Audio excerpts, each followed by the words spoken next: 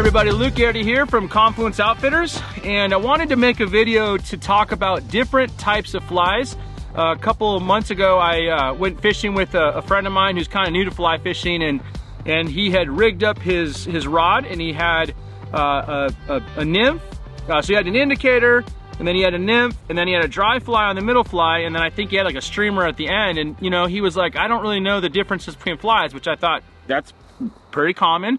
So I'm going to talk about different flies and maybe a little bit about why we use certain flies at certain times. So in fly fishing world, I think pretty much everybody knows a lot about dry fly fishing, or if you've seen the movie A River Runs Through It, or you know, you've seen people casting in Colorado when you're on vacation, you've seen people casting, and they're oftentimes casting dry flies. And so dry flies are flies that imitate bugs that are on the surface of the river. And so there's certain mayflies and caddis and different bugs that actually will be at the top of the water column. So they're at the surface, and trout will be eating them. And so that's, sometimes you'll see the trout come up and they'll actually just sip it off the top. And so here is an example of a dry fly. I don't know if that'll focus in on you, it might, but that is something that floats. And oftentimes when we're doing some dry fly fishing, we will use a floatant, and the floatant, there's a lot of different options for floatant that you can use, and we'll apply that, and that'll actually keep your fly from sinking. And you know, oftentimes though, it's pretty common for your fly after, you know, fishing it for 10-20 minutes to start sinking, and then you gotta bring it in, maybe dry it off. You can do that in a number of different ways, but this is a size 16 little mayfly, and so these are pretty popular. Another type of dry fly that often gets used, especially this time of year when it's kind of late in the summer, is hoppers. And so this is a hopper pattern. These are awesome. When you see a fish eat one of these, it is absolutely explosive. Last week I was in Montana with one of the Confluence guides, Mike Wright, and he threw one of these all day long. He stayed strong. I tried to talk him into putting an indicator on. He said no, use this, and he got rewarded with a number of really nice fish that we got to see come up. In fact, a really nice 18-inch cutty came up and destroyed his hopper, so that was pretty cool. And then some rainbows and stuff. So this is really fun. And a lot of times you can use one of these hopper patterns. So this is a dry fly, sits up at the surface, but you can do a little dropper below it, you know, with the nymph, and so you can kind of get the best of both worlds. But this is a real popular way to dry fly too. So we have these two dry fly options. So one is a really tiny mayfly, and then the other one's this hopper. And just to give you an idea of what it looks like in your box, you can kind of see here. Here's just one box that's got a lot of different options in it. You see there's hoppers and things over here on this side, and then there's smaller, tinier things here. There are a ton of different ways you can set it up. So this is a box I have. It's got a little bit of everything in it. And then I obviously, at times, I will go to the small stuff, and here's a bunch of tiny flies. Hopefully that'll come into focus there. You can see them. These are, by the way, tacky fly boxes, both of these, and these are really great. They have silicone. Flies just sit right in them. They're a really great option.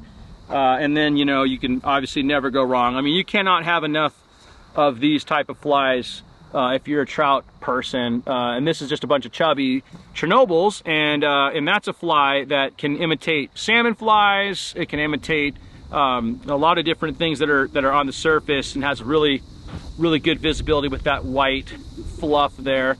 Stone flies, salmon flies, hoppers, kind of does a little bit of everything. So those are dry flies, and that's a pretty important staple for fly fishing. There's a lot of people that, man, you go to Montana, you go down to Colorado, or you're on the Upper Sac, the McLeod, there's a lot of different places, and you just, I want to throw dry flies. Get it, it's amazing. Seeing a fish come up and smash a dry fly is pretty epic. You kind of can't beat that. So next we've got what I would call probably the most common way to fish on the Lower Sac, and that's with nymphs. And nymphs are bugs that are below the surface, and so there's obviously a pretty big water column that you can go from. I mean, if you're fishing water that's 8 feet deep, there can be fish eating at all different levels of that 8 feet, you know. And so oftentimes I'll adjust my indicator to fish different depths.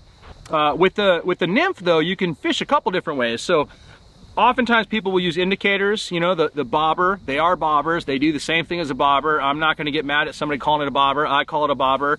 If you're pretentious and you want to call it an indicator, that's fine too. But what those bobbers will do is they'll have, you know, a certain amount of leader between that bobber indicator down to your flies. And so like here's an example of a really common Nymph. This is a rubber legs. I think it'll go into focus there. Yep, so you can see it's got a bunch of legs, and that imitates a stonefly, or it'll imitate some large you know, aquatic insect. And so that's a larger one. This is another example. This is a common fly. This is called the bird's nest. This is a caddis fly. I don't know if you can see that. It should kind of focus eventually. Come on, camera, work. But anyway, I think my face being in the camera is the problem. I've been told that before by other people. But so this is a smaller version, and I'll tell you, like, I do a lot of nymphing. I love dry fly, but nymphing is what I do a lot of. And there's a lot of different types of boxes. We've actually promoted this box before in the past, and this is great because you can fit a gazillion nymphs in it, and it's got a sleeve, so you can go over here and there's more. You can see I got some dirty stuff over here with the worms. I never use those. I've never ever used them, so don't judge me at all. I just have them in case somebody wants them. Anyway, this is actually my primary box. I mean, this is all PMDs. Can't show them to you though. There's a lot of secret flies in there. A lot of beta stuff. This is mostly mayflies, but you can see these boxes right here. Man, I love them because you can store a gazillion flies in them and be ready to go. And then, so we have dry flies, and then we have nymphs. So dry flies, again, surface flies. Nymphs are going to be below the surface. And then another popular way to fish is with streamers. And so this is an egg-sucking leech. This is probably my favorite fly to use when I'm out using a spay rod. I grew up fishing these in Alaska. They are absolutely wonderful. But there's a lot of different things. And so these flies, these streamers, are imitating oftentimes bait fish, sculpins.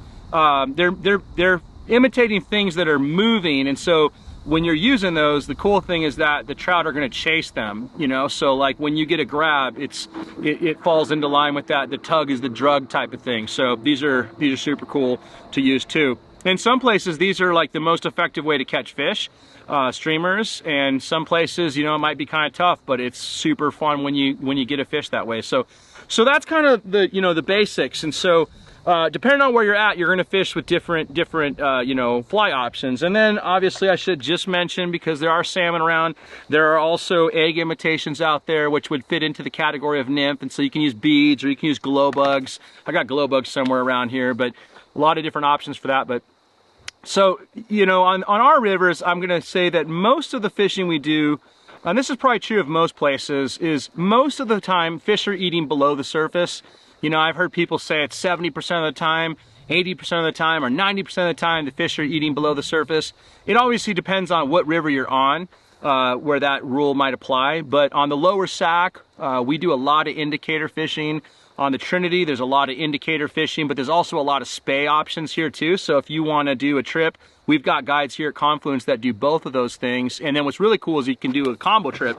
I had a number of trips like that last year where somebody would do, we would swing some flies through runs for steelhead, and then we'd grab the indicator rods and do that in between. So a lot of different options. But if you want to do dry fly fishing, there are places you can do that a fair amount. It just kind of depends on the season, the time of year.